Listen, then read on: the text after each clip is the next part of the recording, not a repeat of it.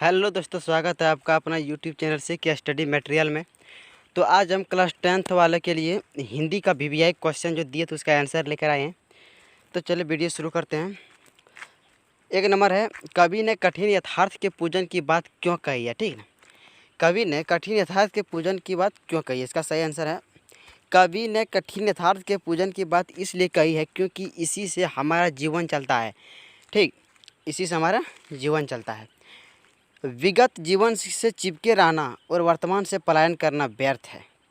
हमें जीवन के कठोर यथार्थ से ही रूबरू होना चाहिए, मतलब उससे पहले हमको पहचान लेना चाहिए। ठीक है, यही हमारे जीवन की प्राथमिकता होनी चाहिए। मतलब सबसे पहले हमारे जीवन में यही होना चाहिए, यही हमारे जीवन की प्राथमिकता होनी चाहिए। इसके लिए कभी कठिन यथार्थ के पूजन की बात कहता है, इसे स्वीकार करने में ही भलाई है। व्यक्ति को जीवन के यथार्थ को ही पूजना चाहिए। ठीक है, अपने जीवन को ही प्राथमिकता देना चाहिए। ठीक, अगला क्वेश्चन है, कन्यादान कविता के आधार पर बताएं कि माँ ने ऐसा क्यों कहा कि लड़की होना पर लड़की जैसा दिखाई मत देना। मोस्ट वीवीआई है झारखंड बोर्ड के लिए बच्चों। ठीक ना, सो आप सब इसको ज़रूर तैयार कर लीजिएगा। देखिए, इसमें देखा है कि हमारे विचार से माँ ने ऐसा इसलिए कहा क्योंकि लड़की जैसा दिखाई देने पर उसे सजावटी गुड़िया मान लिया जाता है। मतलब उसे गुड़िया मान लिया था, उसका शोषण करने लगता है। ठीक ना, उसके ऊपर आशीर्वाद का मूलम्मा चढ़ा दिया जाता है।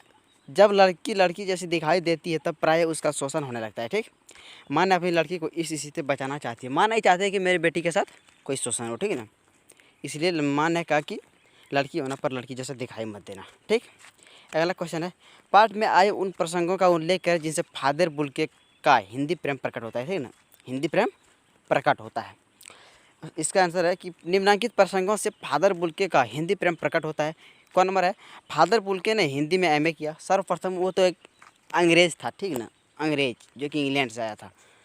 तो क्या किया, हमारी मातृभाषा हिंदी से उसने एमए किया। ठीक, उसके बाद प्रयाग विश्वविद्यालय के हिंदी विभाग में रहकर 1950 में अपना शोध प्रबंध हिंदी में पूरा किया।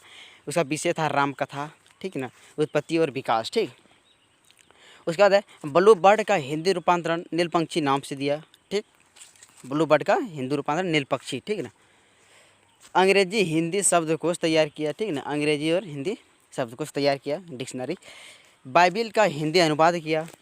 हिंदी को राष्ट्रभाषा बनाने के लिए जोरदार पैरवी भी किया। ठीक ना, उसके बाद अगला क्वेश्चन है कि माँ ने बेटी को क्या क्या सीख दी।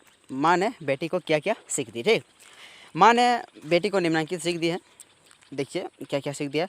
माँ ने कहा कि अपनी बेटी से कि अपनी सुंदरता पर कभी घमंड नहीं करना। ठीक, यानी कि कभी अपने रूप सौंदर्य पर गर्व मत करना। ठीक, उसके बाद है कि आग का सदुपयोग करना। ठीक ना, मतलब आग का सदुपयोग दुरुपयोग नहीं।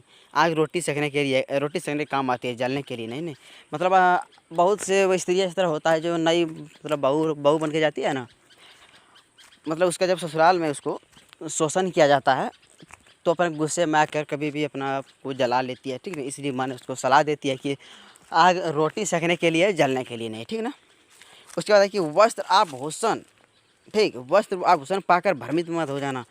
होता है ना कि वस्त्र वो आभूषण लड़की को बहुत मतलब होता है, लेडीज़ को बहुत ये पसंद आती है, मतलब उसको पाकर भ्रमित न हो जाए। माँ ने उसको समझा रही है ये स्त्री जीवन के बंधन है। वस्त्र आभूषण जो है स्त्री जीवन का बंधन है। ठीक, लड़की होने पर लड़की जैसा दिखाई मत देना, अर्थात साहसी एवं निडर बनकर रहना, किसी से डरना नहीं। ठीक, अगला क्वेश्चन है, छाया मत छूना कविता में क्या संदेश देती है। छाया मत छूना मतलब बीते हुए बातों को याद मत करना। ठीक, इसका सही आंसर है कि यह कविता में यह संदेश देती है कि जीवन के यथार्थ का सामना करो, मतलब जीवन में जो कठिनाई है उसका सामना करो। यादों के पीछे भागना व्यर्थ है, या यादों के पीछे बीता हुआ जो बात है उसको याद करना व्यर्थ है। ठीक ना, हमें खोखले आदर्शों और कल्पनाओं के जाल में नहीं उलझना चाहिए। मतलब हम लोग को खोखले आदर्शों को कल्पनाओं के जाल में नहीं उलझना चाहिए। ठीक है ना, भौतिक सुख सुविधाओं के पीछे भागना मृग तृष्णा मात्र है। ठीक ना, यानी कि हम लोग को सुख सुविधा भोग विलास सुख इस सब के पीछे कभी नहीं भागना चाहिए। ठीक ना, अगला क्वेश्चन है, अप्राप्य के पीछे भागना छोड़कर वर्तमान में जीना चाहिए। वर्तमान में क्या है उसको देख कर जीना चाहिए। ठीक है, तथा भविष्य की सुध लेनी चाहिए। व्यक्ति कविता का दूसरा यह संदेश यह है कि यश धन मान सम्मान बड़प्पन सब छलावा है। ठीक है ना, कोई वास्तविकता नहीं है, इसमें वास्तविक सुख नहीं है। हर सुख के पीछे एक दुख छिपा रहता है। ठीक, बहुत अच्छे से समझ रहे होंगे, मैं आशा ज़रूर कर सकते हैं ये आप सबसे, क्योंकि टाइम भी नहीं है। आज रात आपको हिंदी का मतलब आखिरी रात है, ठीक।